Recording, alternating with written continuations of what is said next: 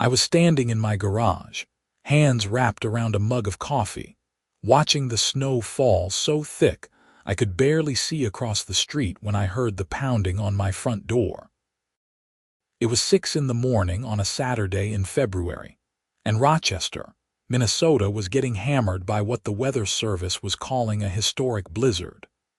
The kind of storm that shut down highways and sent people scrambling to stock up on bread and milk like the apocalypse was coming. I set down my coffee and walked through my house, my socks padding quietly on the hardwood floors. Through the frosted glass panel beside the door, I could see a figure bundled up in a bright purple parka, and my stomach immediately sank. I knew that parka. Everyone in Meadowbrook Hills knew that parka.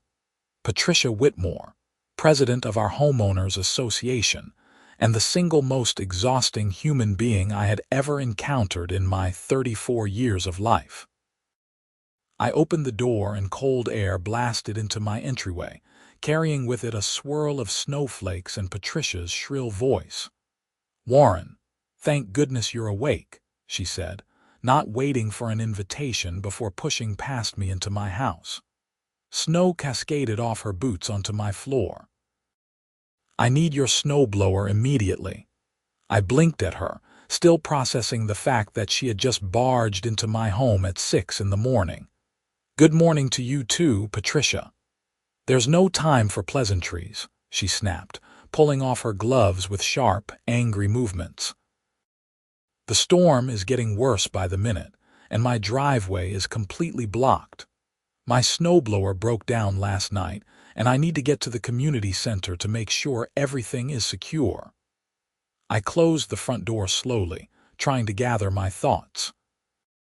"I'm sorry your snowblower broke, but I'm going to need mine today. I have to clear my own driveway and my mother's. She lives over on Pinewood Drive, and she can't handle a shovel anymore with her hip." Patricia's eyes narrowed. She was a woman in her mid-50s with sharp features and the kind of expression that always looked like she had just bitten into a lemon. "Warren Xavier, as HOA president, I'm invoking community emergency protocol. Your snowblower is needed for association business. Community emergency protocol." I repeated slowly, "Patricia, that's not a real thing." "It absolutely is," she insisted, her voice rising. "I had it added to the bylaws at the last board meeting. The meeting that 3 people attended because you scheduled it for 10 o'clock on a Tuesday morning when everyone was at work." Her face flushed red. "A quorum is a quorum. The rule passed and now I'm exercising it. You are required to loan me your snowblower for HOA purposes." I ran a hand through my hair, feeling a headache beginning to pulse behind my temples. I had lived in Meadowbrook Hills for 3 years, and in that time, Patricia had fined me for having my garbage cans visible from the street 12 hours before pickup, cited me for having a wreath on my door past January 15th, and threatened legal action because my grass was allegedly 1/4 inch too tall. The woman was a nightmare wrapped in cheap perfume and fake pearls. "Patricia, I'm not giving you my snowblower. I need it. My mother needs it. You're going to have to figure something else out. This is a direct violation of HOA regulations," she hissed. "I could fine you."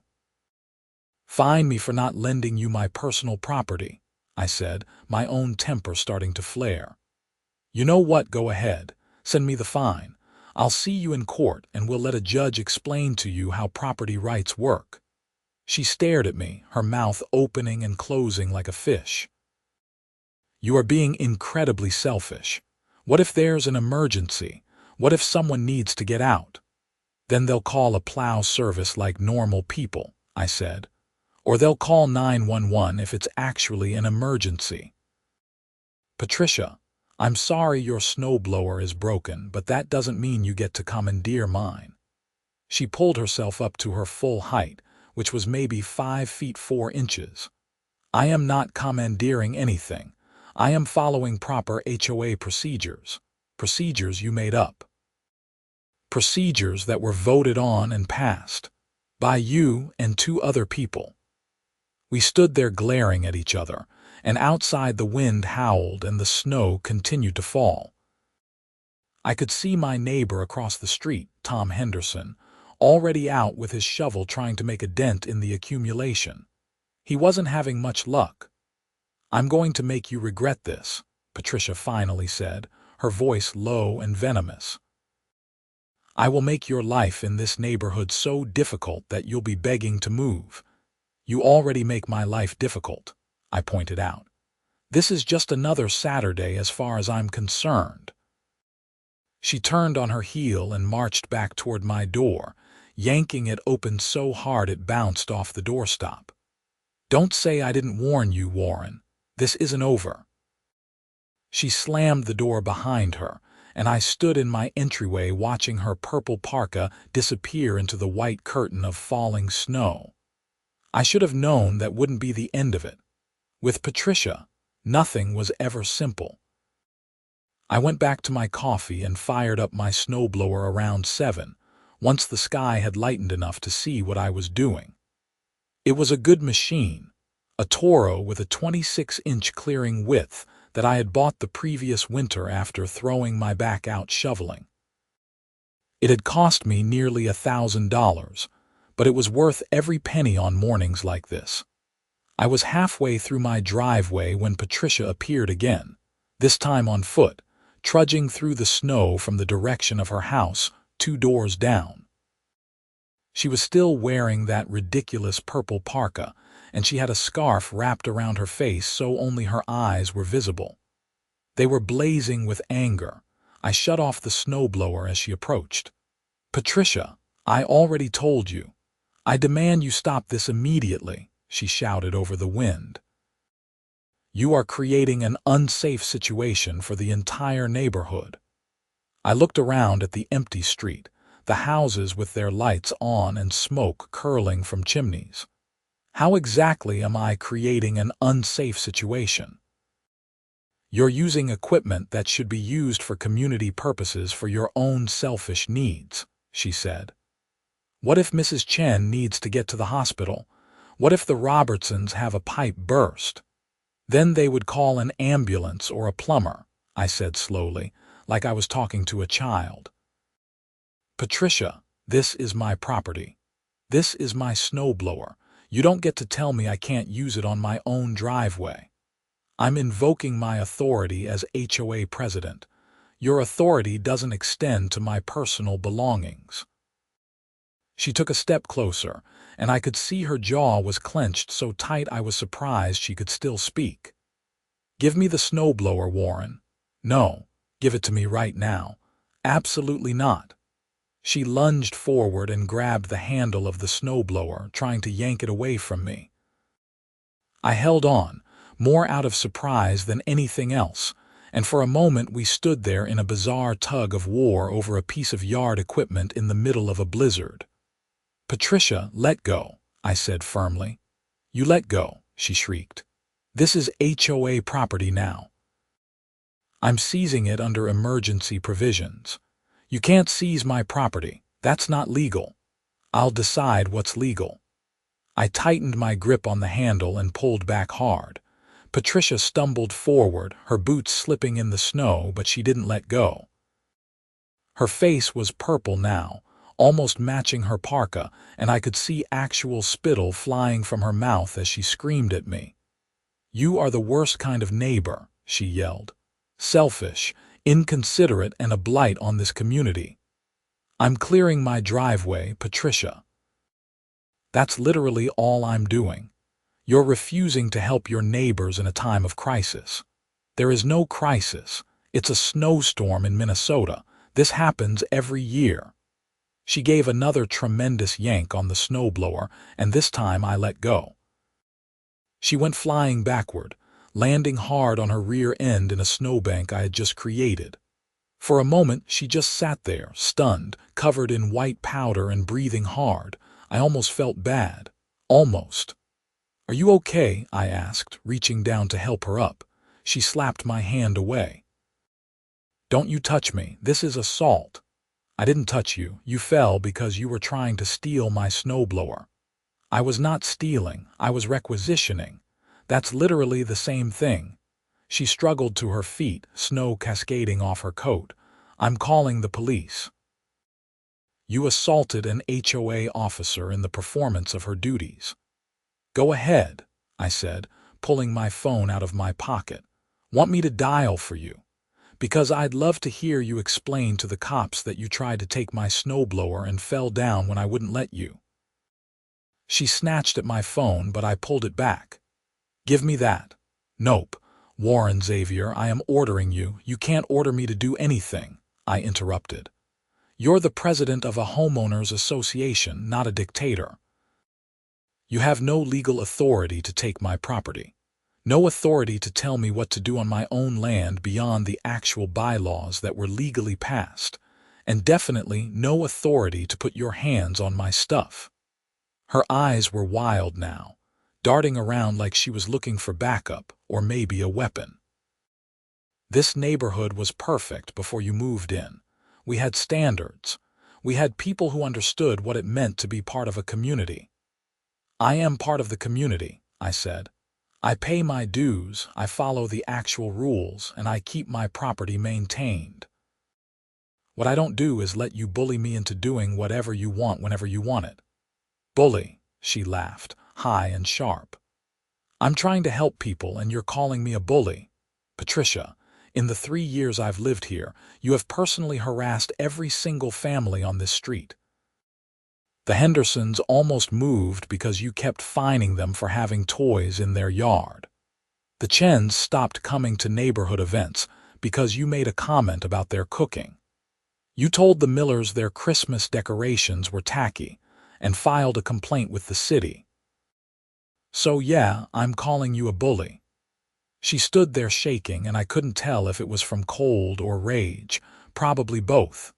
You'll regret this, she finally said. I promise you, Warren Xavier, you will regret the day you crossed me. She turned and marched away, her boots making angry crunching sounds in the snow. I watched her go, then looked down at my snowblower. It was fine, no damage from her attempted theft. I fired it back up and finished my driveway, then moved on to the sidewalk. I should have known she would come back.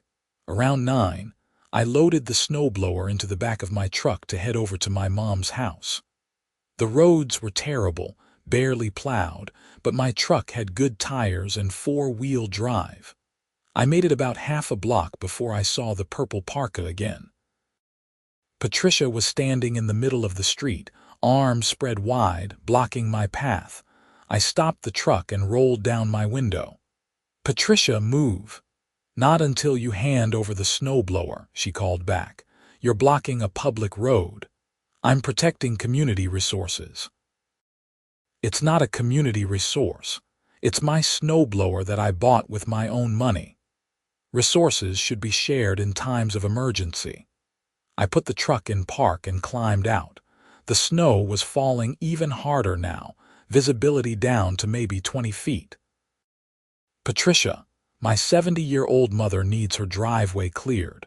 She has a doctor's appointment Monday, and if I don't clear her driveway now, it's going to be a solid sheet of ice by then. So please, move out of the way. Your mother can reschedule. Her doctor's appointment is with an oncologist. That stopped her for a moment, but only a moment. I'm sure it's not that serious. I felt my hands curl into fists at my sides. Not that serious. She's recovering from breast cancer, Patricia. The appointment is to check if it's come back. So yeah, it's pretty damn serious. Something flickered across her face, maybe guilt or shame, but it was gone as quickly as it appeared. That's unfortunate, but it doesn't change the fact that you're violating HOA regulations. If you share the snowblower with me first, I'll allow you to use it afterward. Allow me, I said incredulously. Allow me to use my own property, for the good of the community, yes. I walked back to my truck, climbed in, and rolled forward slowly. Patricia didn't move. I stopped with the bumper about 3 feet from her and leaned on the horn. She still didn't move. I pulled out my phone and dialed 911. 911, what's your emergency? Hi, I'm on Oakmont Drive in the Meadowbrook Hills neighborhood, and there's a woman blocking the road and refusing to move. She's preventing me from getting to my mother's house. Is anyone injured? No, but she's standing in the middle of the street during a blizzard, and I'm worried about other cars coming through and not seeing her in time. Can you describe the woman? 5'4", mid-50s, purple parka. Her name is Patricia Whitmore. There was a pause. Patricia Whitmore, the HOA president, you know her. We've had a few calls about her before, the dispatcher said, and I swear I could hear exhaustion in her voice. Stay in your vehicle, I'll send an officer. I hung up and waited. Patricia was still standing there, arms crossed now, glaring at me through the windshield. The snow was accumulating on her head and shoulders, making her look like some kind of demented snow queen. It took about 15 minutes for the police to arrive. I saw the lights first, red and blue cutting through the white, and then a squad car pulled up behind my truck. A young officer climbed out, bundled in a heavy coat with the collar turned up against the wind. He walked up to Patricia first. I couldn't hear what they were saying, but I could see Patricia gesticulating wildly, pointing at me and my truck and making broad, sweeping gestures. The officer nodded, made some notes on a pad, then walked over to my window. I rolled it down again. Morning, officer. Morning. I'm Officer Daniels. Can you tell me what's going on here? I explained the whole situation, from Patricia showing up at my door that morning to her attempt to take the snowblower to her blocking the road. Officer Daniels listened, nodding occasionally and taking notes. So she physically tried to take your snowblower from your property, he asked. Yes, sir, we had a tug of war over it in my driveway. And now she's blocking you from leaving, because I won't give her my personal property, yes. He sighed and closed his notepad. Wait here. He walked back over to Patricia, and this time I could hear their voices rising. Patricia was pointing at me again, her voice shrill even over the wind. He's violating HOA regulations, she was saying. I have the authority to requisition equipment during emergencies. Madam, with all due respect, HOA bylaws don't supersede property law, Officer Daniels said. You can't take someone's personal property, even if you're the HOA president. I'm not taking it. I'm borrowing it for community use. Without his permission. I don't need his permission. I have HOA authority. That's not how that works. Patricia drew herself up. Are you telling me you won't enforce our community regulations? I'm telling you that what you're describing isn't legal, Officer Daniels said patiently. You need to move out of the road and let this man pass. I will not. Madam, if you don't move, I'm going to have to cite you for blocking traffic. This is a neighborhood street during a blizzard. There is no traffic. He's traffic, Officer Daniels pointed at me, and you're preventing him from checking on his elderly mother. He can check on her after he shares his snowblower. Officer Daniels rubbed his eyes, and I could see him counting to 10 in his head. Madam, I'm giving you one more chance. Move out of the road or I will have to take action. I know my rights, Patricia said. I know how HOAs work.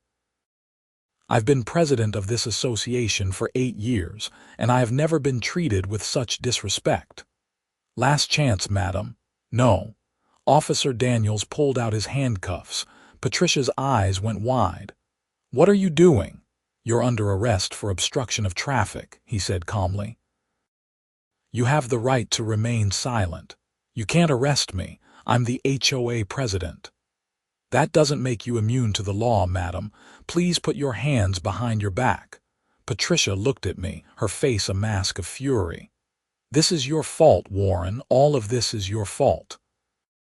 Madam, hands behind your back, please, Officer Daniels repeated. She tried to run. I don't know where she thought she was going to go in the middle of a blizzard, but she turned and tried to sprint away down the snow-covered street. She made it maybe 10 feet before her boots slipped, and she went down hard on the ice underneath the snow. Officer Daniels jogged over and helped her up, more gently than she probably deserved. "Madam, don't make this harder than it needs to be." She was crying now, tears streaming down her red face. "I was just trying to help the neighborhood," she sobbed. "I was just trying to do my job." "By stealing someone's snowblower and blocking traffic," Officer Daniels said. "That's not helping, madam, that's harassment." He cuffed her, read her rights, and walked her to the squad car. She was still sobbing, her shoulders shaking. I almost felt bad again. Almost. Officer Daniels came back to my truck. "You're free to go. I'm sorry about all this." "Is she going to be okay?" I asked. "She'll be processed and probably released later today. Might have to pay a fine, might have some community service.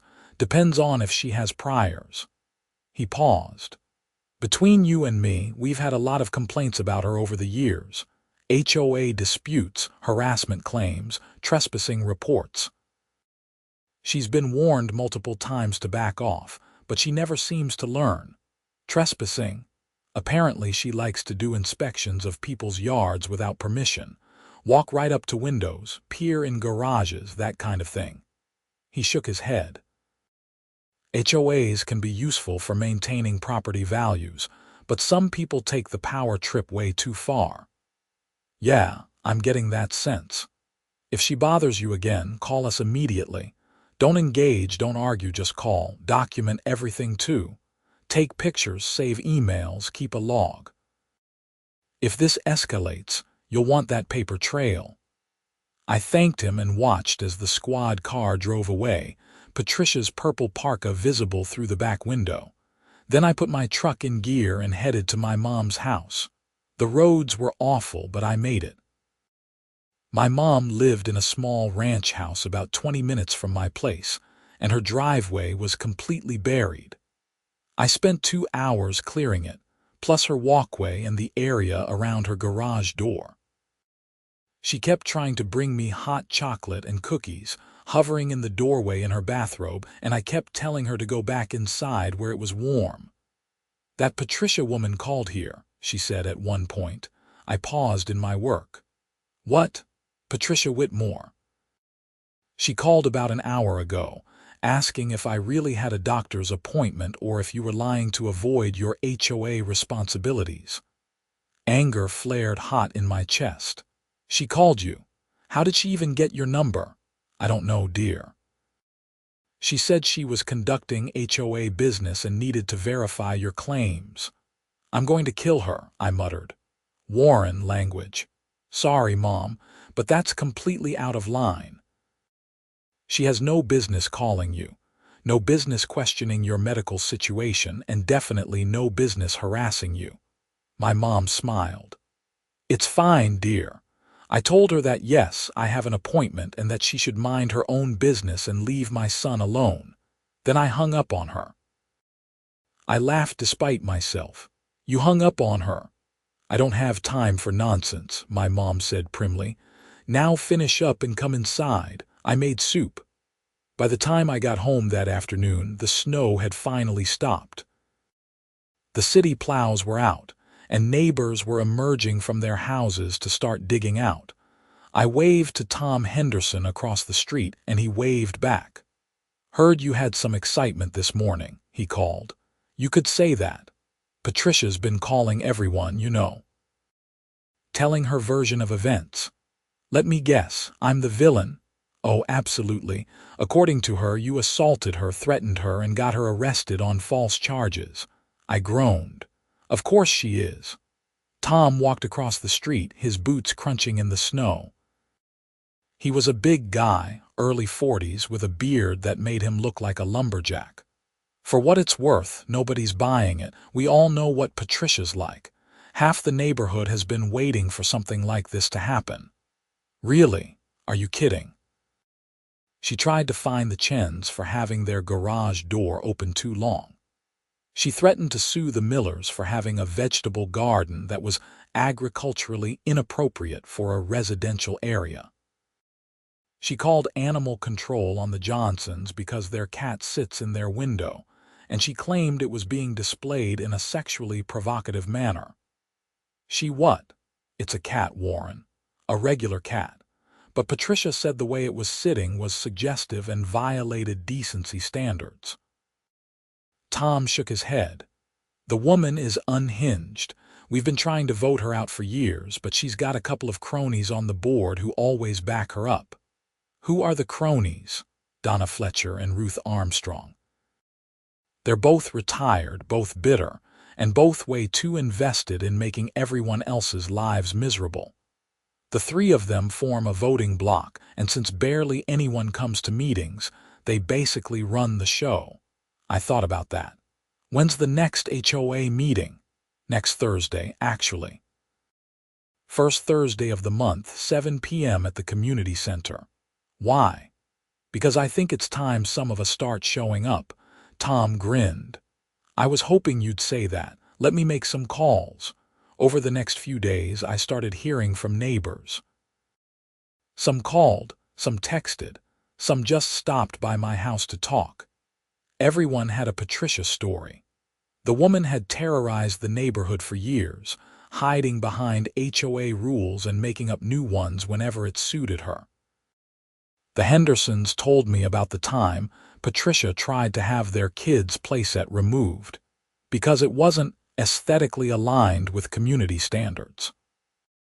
The Chens described how she had filed a formal complaint because their daughter played violin, and Patricia could sometimes hear it from outside their house during the day. The Millers showed me a stack of violation notices they had received over the years, everything from having the wrong shade of exterior paint to having a doormat that was too large. It was insane. And apparently, it had been going on for nearly a decade. Why didn't anyone do anything before? I asked Tom when he stopped by Wednesday evening. We tried, he said. 5 years ago, a group of us got together and tried to vote her out. But Patricia controls the board meeting schedule, she controls the agenda, and she makes it as difficult as possible for people to participate. She schedules meetings at weird times, she doesn't publicize them properly, and when people do show up, she uses parliamentary procedure to shut down any motions she doesn't like. That can't be legal. It's not. But fighting it would mean hiring a lawyer, going through the court system, spending money most people don't want to spend over HOA drama. So people just dealt with it, paid the fines, and tried to stay off her radar. Until she got arrested for blocking traffic. Tom's grin was fierce. Until she got arrested for blocking traffic. Thursday evening came, and I drove to the community center expecting maybe a dozen people. Instead, I found the parking lot packed and people streaming through the doors. Tom met me outside. Word got around, he said. I think half the neighborhood is here. Inside, the meeting room was standing room only.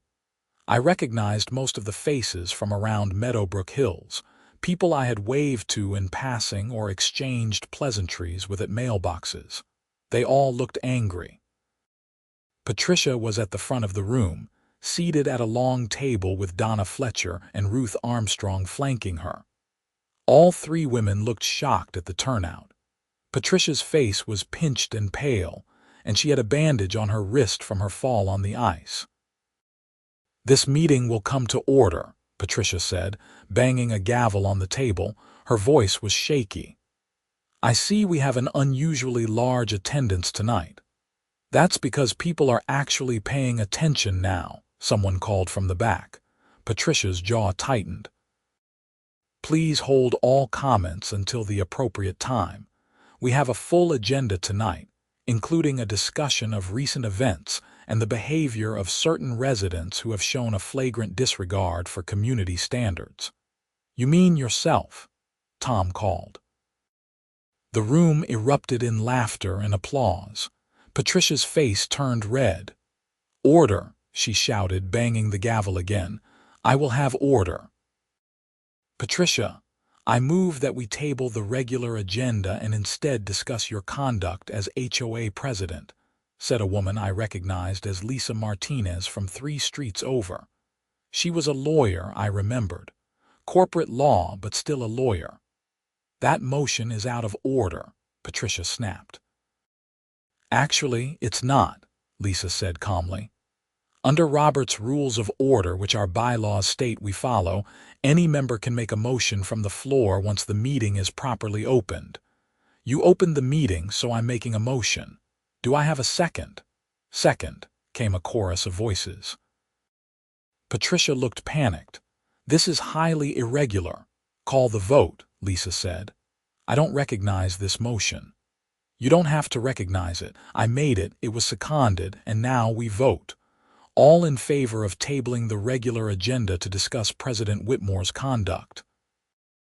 A forest of hands shot up. I raised mine. So did Tom and the Hendersons and the Chens and the Millers and what looked like every single person in the room except Patricia, Donna, and Ruth. "All opposed?" Lisa asked. 3 hands went up. "The motion carries," Lisa said. "Patricia, you need to yield the floor." "I will do no such thing," Patricia said. "I am the president of this association and I set the agenda." "Not anymore," said a man I didn't recognize. "I move that Patricia Whitmore be removed as HOA president effective immediately for conduct unbecoming, harassment of residents, abuse of authority, and bringing the association into disrepute by getting arrested." "Second," Tom called. Patricia stood up, knocking her chair backward. "You can't do this." "We absolutely can," Lisa said. "It's in the bylaws. A sitting board member can be removed by a 2/3 vote of attending members. We have more than enough people here." "This is a witch hunt," Patricia shrieked. "You're all ganging up on me because I actually enforce the rules, because I care about this neighborhood." "You care about power," someone shouted. "You don't give a damn about this neighborhood." "I've dedicated 8 years of my life to making this community better," Patricia said, and now she was crying again, tears streaming down her face. 8 years of dealing with people who don't follow the rules, who don't care about property values, who treat this place like a slum. A slum. Mrs. Chen stood up. She was a tiny woman, maybe 80 pounds, but her voice was steel. "You called my home a slum. My husband and I have lived here for 30 years. We raised 3 children here. We've maintained our property, paid our dues, and been good neighbors. And you called it a slum because you didn't like the smell of our cooking." "I never said that," Patricia protested. "You said our ethnic food odors were a nuisance to the neighborhood," Mrs. Chen said. "I have the email. Would you like me to read it aloud?" Patricia sat back down heavily. "This is taken out of context. Call the vote," Lisa said. "All in favor of removing Patricia Whitmore as HOA president?" Every hand in the room went up except for 3. Even Donna and Ruth looked uncertain, their hands staying in their laps. "All opposed?" Patricia's hand shot up. Donna and Ruth slowly, reluctantly raised theirs as well. "The motion carries," Lisa said. "Patricia, you are no longer president of this HOA." "This isn't legal," Patricia whispered. "You can't do this." "It's completely legal," Lisa said. "And honestly, Patricia, you should be grateful. Because the next motion I'm making is to vote on whether we should pursue legal action against you for misuse of HOA funds." That got everyone's attention. The room went quiet. "What misuse of funds?" Tom asked. Lisa pulled out a folder. "I did some digging this week after hearing about what happened with Warren. I requested access to the HOA financial records, which as a member I'm entitled to, and Patricia fought me on it. That made me suspicious, so I pushed harder. I finally got access to the records yesterday, and I found some interesting things." She opened the folder and pulled out several sheets of paper. "Over the past 3 years, Patricia has written checks from the HOA account totaling nearly $15,000. The memo lines say they're for community improvements and emergency repairs, but I can't find any corresponding work orders, receipts, or documentation of what this money was actually spent on. The room erupted in angry voices.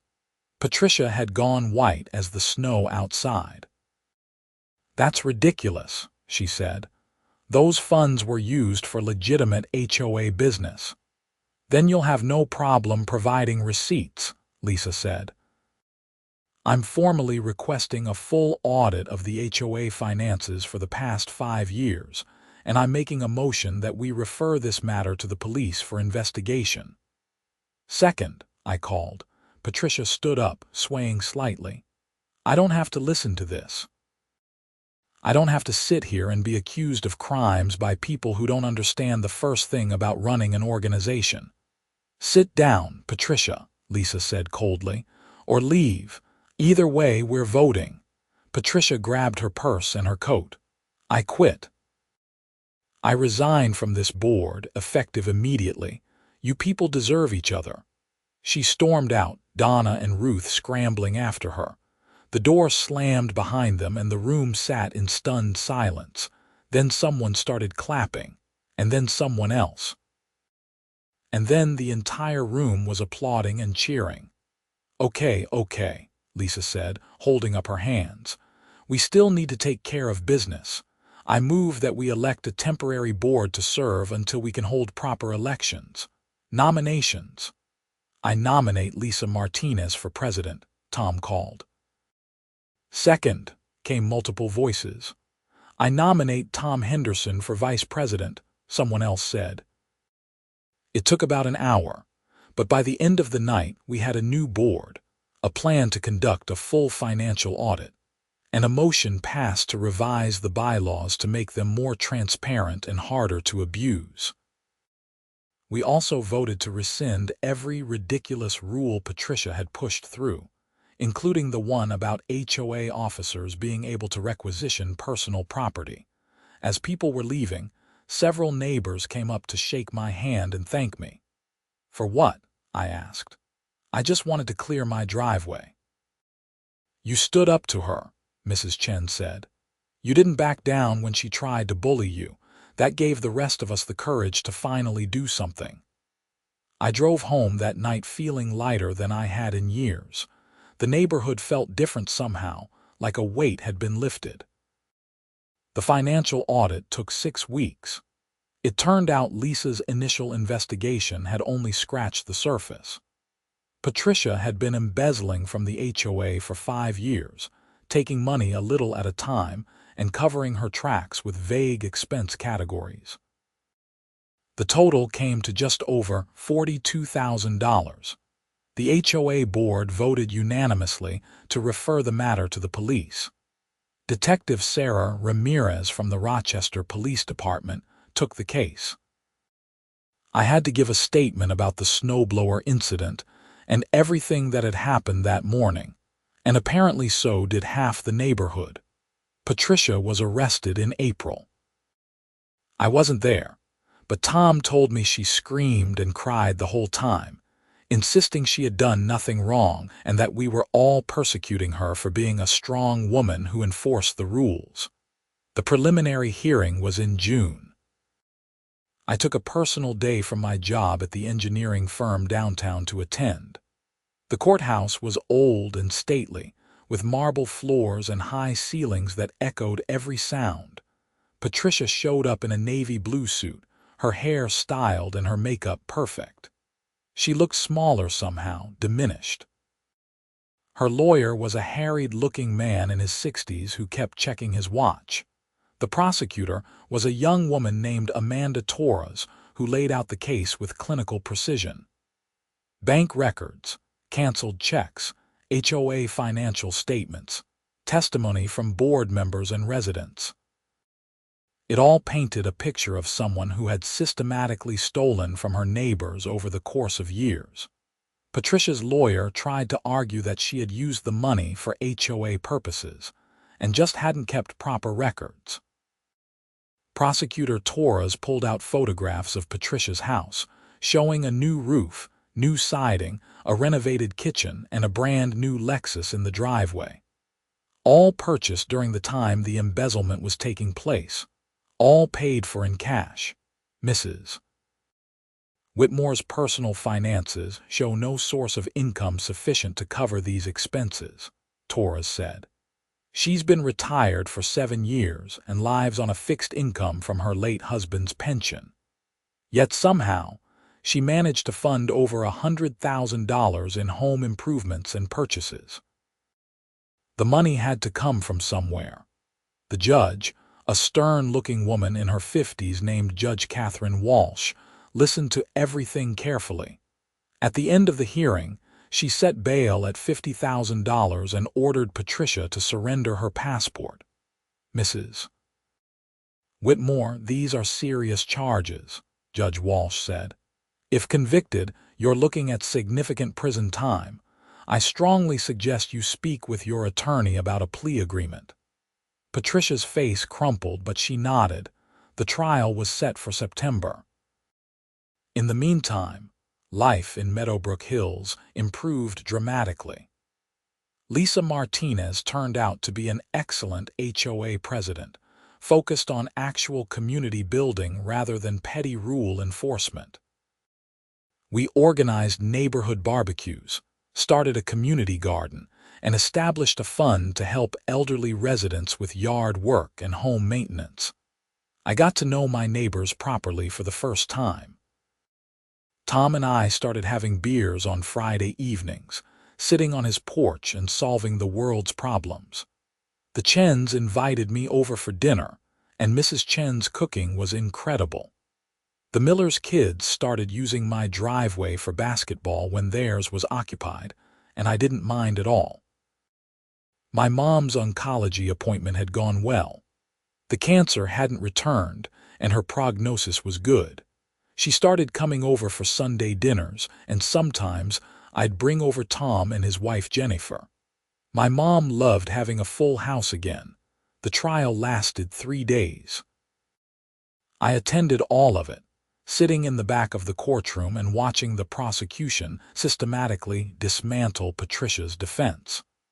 Her lawyer tried to paint her as a dedicated community servant who had made some bookkeeping errors. The prosecutor painted her as a con artist who had exploited her position of trust to steal from her neighbors. The jury took less than 4 hours to reach a verdict. Guilty on all counts: embezzlement, fraud, and theft. Patricia's sentencing hearing was in October. I debated whether to attend, but ultimately decided I should. I wanted to see this through to the end. Judge Walsh looked even sterner than she had at the preliminary hearing. She listened to victim impact statements from Lisa, Tom, Mrs. Chen, and several others. She listened to Patricia's tearful apology, in which Patricia claimed she had never meant to hurt anyone and had just lost her way. Mrs. Whitmore, you held a position of trust in your community, Judge Walsh said. Your neighbors elected you to look after their collective interests, to manage their shared resources, to help maintain the place where they live and raise their families. And you betrayed that trust in the most fundamental way possible. You stole from them. You lied to them. And when someone finally stood up to you, you tried to use your authority to punish them. Patricia was sobbing now, her shoulders shaking. The presentencing report indicates you have no prior criminal history, Judge Walsh continued. That works in your favor. However, the duration and extent of your criminal activity and your complete lack of remorse until you were caught weighs heavily against you. She paused, looking down at her notes. I sentence you to 5 years in state prison, with eligibility for parole after 3 years. You will also pay full restitution to the Meadowbrook Hills Homeowners Association in the amount of $42,317. You have 30 days to get your affairs in order before you report to begin serving your sentence.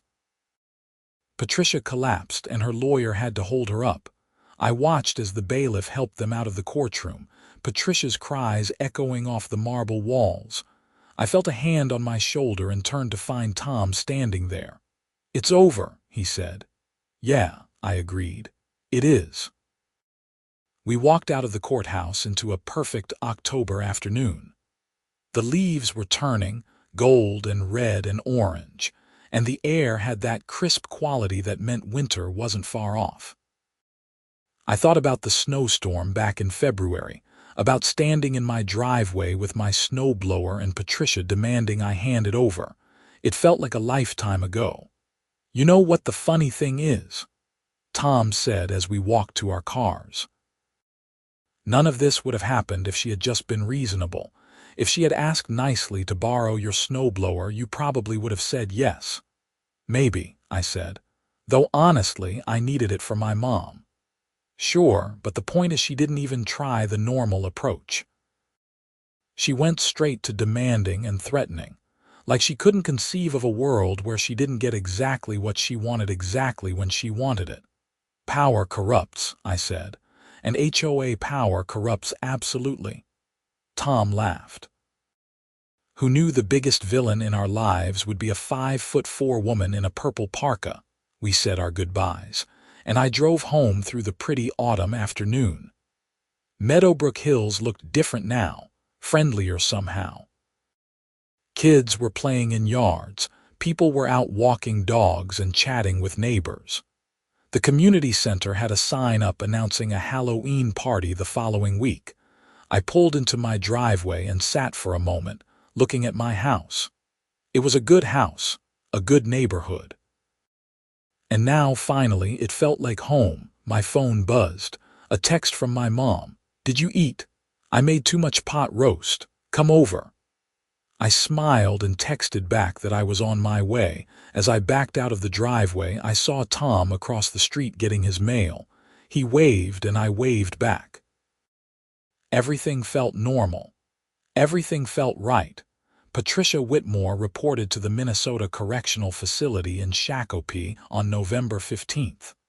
I heard about it through the neighborhood grapevine. Apparently, she had tried to get the sentence reduced or delayed, filing motion after motion, but none of them had worked. She was gone, and good riddance. The HOA held elections in December. Lisa Martinez was formally elected president with Tom as vice president. I got roped into being treasurer, which meant I spent a lot of time reviewing budgets and financial reports. After everything that had happened with Patricia, I took the responsibility seriously. So did everyone else. We established new financial controls, requiring 2 signatures on every check and monthly financial reports posted to the neighborhood website. We created a clear process for residents to submit complaints or suggestions, and we made sure all meetings were publicized well in advance and recorded for anyone who couldn't attend. The neighborhood thrived. Property values went up, not because of draconian rule enforcement, but because people actually wanted to live in Meadowbrook Hills again. When houses went on the market, they sold quickly. New families moved in, and we welcomed them properly, with cookies and genuine warmth rather than a list of regulations and threats. My mom's health continued to improve. By Christmas, she was back to her old self, hosting family dinners and planning a trip to Florida with her friends.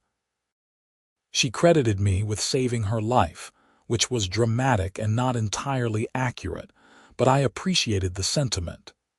"If you hadn't been able to clear my driveway that day," she said over Christmas dinner, "I might have tried to do it myself and hurt myself again. Or I might have missed my appointment and not caught something serious in time. That woman could have caused real harm with her nonsense." "She caused plenty of harm," I said. "Just not to you, thank God." January came around again, and with it more snow. But this time, when the storm hit, neighbors helped neighbors. Tom and I cleared Mrs. Chen's driveway together. The Millers helped the elderly couple at the end of the street. People with snowblowers shared them freely, and people without found their sidewalks cleared by anonymous Good Samaritans. It was what a neighborhood should be. What it could be when people weren't living in fear of some petty tyrant with a gavel and a grudge. I was sitting in my living room one evening in late January, a year almost to the day since the Patricia incident, when my doorbell rang. I opened it to find Lisa Martinez standing there with a bottle of wine and a smile. "Got a minute?" she asked. "Sure, come in."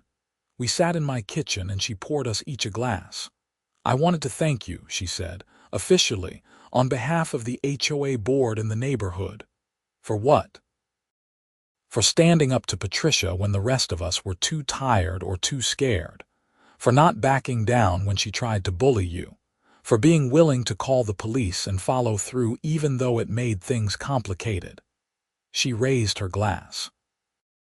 "You did what a lot of us should have done years ago." I clinked my glass against hers.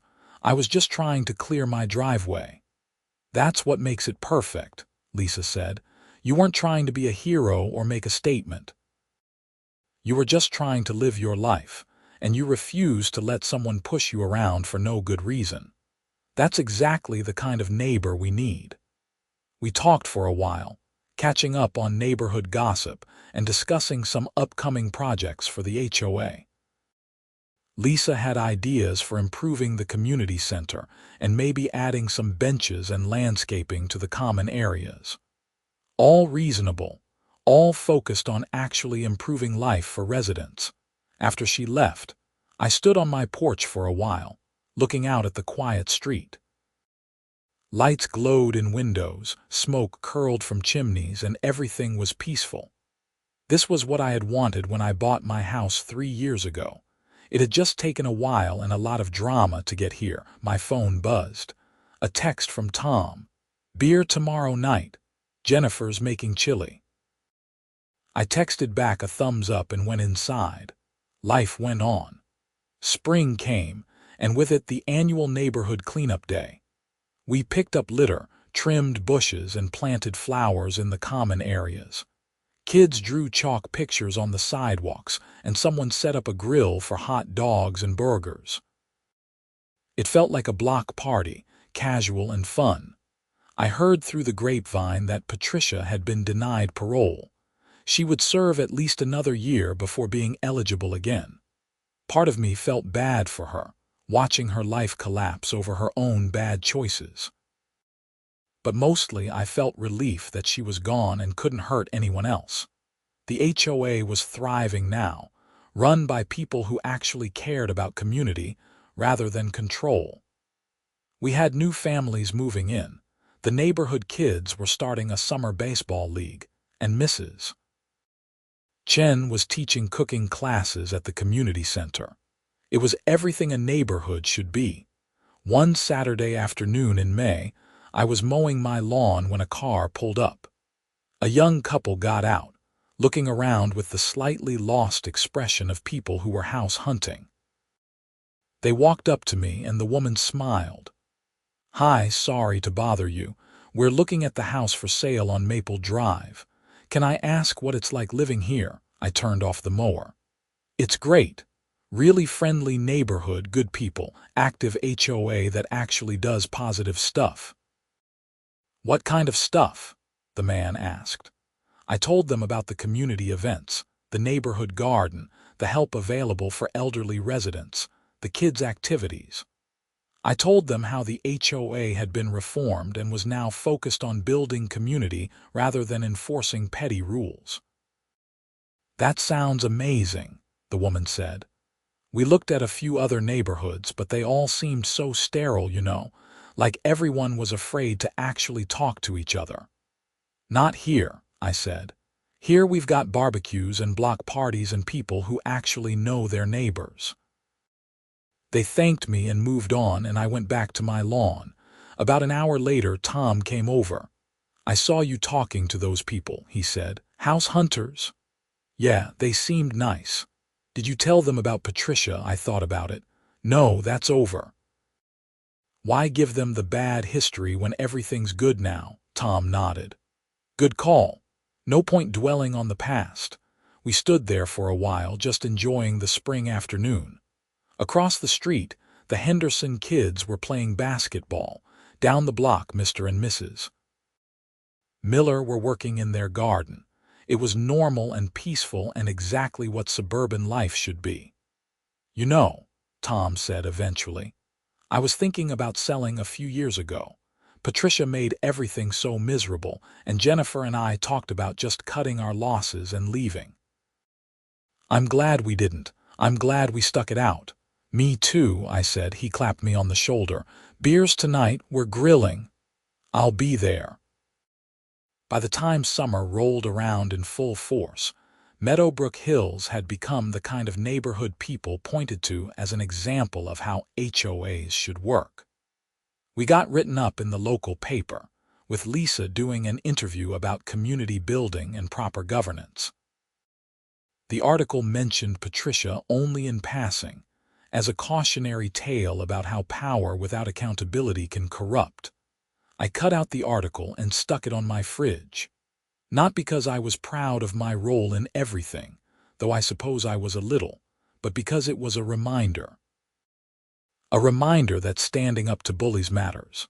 That communities work best when they're built on mutual respect rather than fear. That sometimes all it takes is one person saying no to start a chain reaction of change. My mom read the article and called me, her voice warm with pride. "My son, the neighborhood hero." "I'm not a hero, Mom. I just didn't want to give Patricia my snowblower." "Sometimes heroes are just people who stand their ground when it matters," she said. I didn't know if I agreed with that, but I appreciated the sentiment. The young couple I had talked to in May ended up buying the house on Maple Drive. They moved in at the end of June, and we threw them a welcome party. Their names were David and Christina, and they had a toddler named Emma who immediately became the neighborhood mascot. Everyone doted on that kid. "You were right," Christina told me at the party. "This neighborhood is special." "It is now," I said. Life continued its normal rhythm. Work, family, friends, the occasional HOA meeting where we discussed mundane things like street repair and landscaping budgets. It was boring in the best possible way. I never saw Patricia again.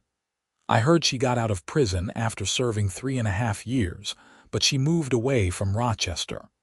Someone said she went to live with her sister in Iowa. I hoped, for everyone's sake, that she had learned something from her experience. But I didn't really care either way. She was gone, and that was enough. Years passed.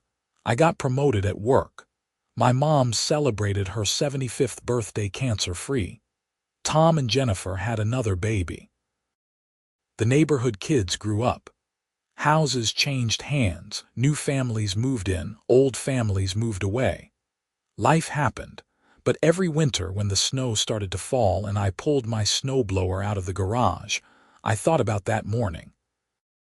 About Patricia standing in my driveway demanding my property like she had a right to it.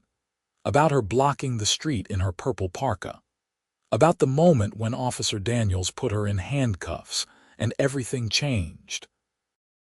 I thought about how one person refusing to be pushed around had somehow sparked a whole neighborhood to stand up and demand better. How something as simple and mundane as not lending someone your snowblower had exposed years of corruption and abuse. It was a good reminder. A reminder that no one has the right to bully you, no matter what title they hold or what authority they claim. A reminder that sometimes the most radical thing you can do is simply stand your ground and say, no.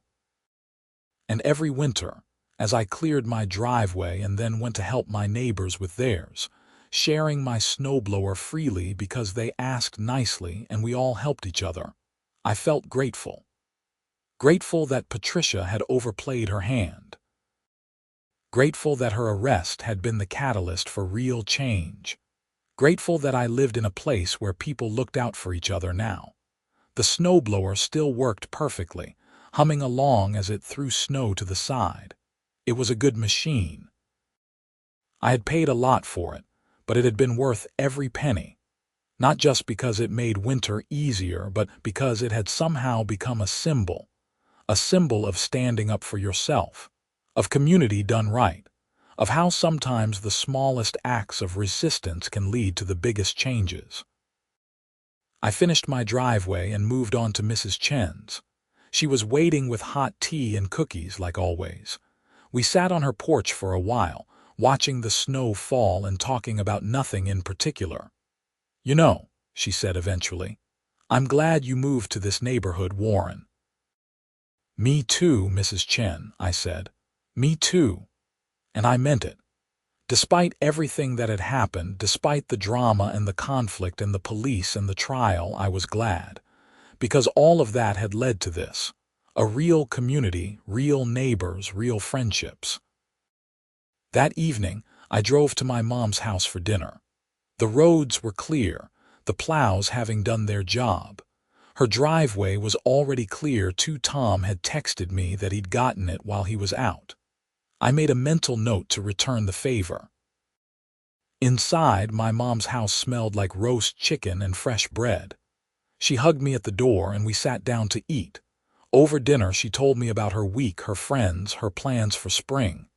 "You seem happy," she said at one point. "I am," I realized. "I really am. Good. You deserve it. After everything you dealt with, you deserve to be happy." I thought about Patricia, wherever she was now. I hoped she was doing okay. I hoped she had learned from her mistakes. But mostly, I hoped she had found some peace and stopped trying to control everyone around her. As for me, I had everything I needed. A good home, good neighbors, good friends, family I loved. My snowblower sat in my garage, ready for the next storm. And when that storm came, I would use it to clear my driveway, and then I would help my neighbors with theirs. Because that's what communities do. That's what neighbors do. Not because some HOA rule says they have to. Not because someone is forcing them or threatening them or trying to requisition their equipment, but because it's the right thing to do, because we look out for each other. Because that's what makes a neighborhood worth living in. The snow continued to fall outside, peaceful and quiet.